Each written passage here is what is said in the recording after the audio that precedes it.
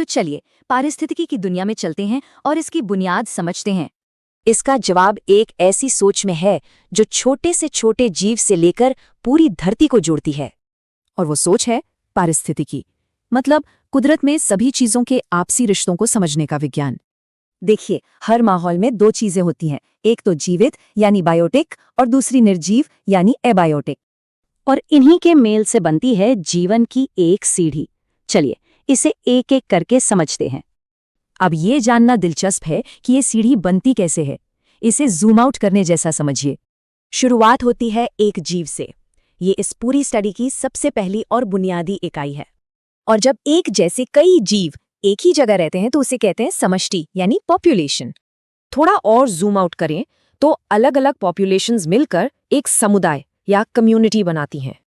अब जब ये जीवित कम्युनिटी अपने आसपास के बेजान माहौल से जुड़ती है तो बनता है एक इकोसिस्टम।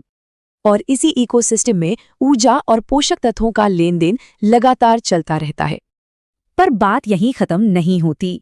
इकोसिस्टम्स भी खुद से बड़ी चीजों का हिस्सा होते हैं, जैसे कि बायोम।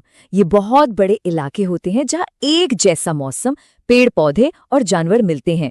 एक और चीज है लैंडस्केप। ये एक ऐसा इलाका है जहां कई तरह के इकोसिस्टम एक साथ मिलते हैं। तो एक लैंडस्केप ज्यादा कॉम्प्लेक्स होता है, पर बायोम का साइज उससे कहीं ज्यादा बड़ा होता है। तो चलिए अब आखिरी लेवल पर जूम आउट करते हैं और देखते हैं सबसे बड़ी तस्वीर। ये है बायोस्फीयर यानी हमारा ग्लोबल इकोसिस्टम। इसमें धरती के सारे इकोसिस्टम आ जाते हैं।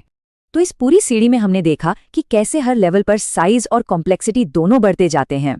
इन्हीं सारे कनेक्शंस को स्टडी करने के लिए इकोलॉजिस्ट के पास दो मेन अप्रोचेस हैं। एक है ऑटिकोलॉजी जो एक सिंगल स्पीशीज पर फोकस करती है, दूसरी है सिनेकोलॉजी जो पूरे ग्रुप को स्टडी करती है। तो इस पूरी हायरार्की से एक बात तो साफ है कि कोई भी जीव अकेला नहीं है, सब एक दूसरे से जुड़े हैं। तो सवाल ये उठता है कि अगर सब कुछ एक ग्लोबल इकोसिस्टम है तो इसमें हमारी भूमिका क्या है।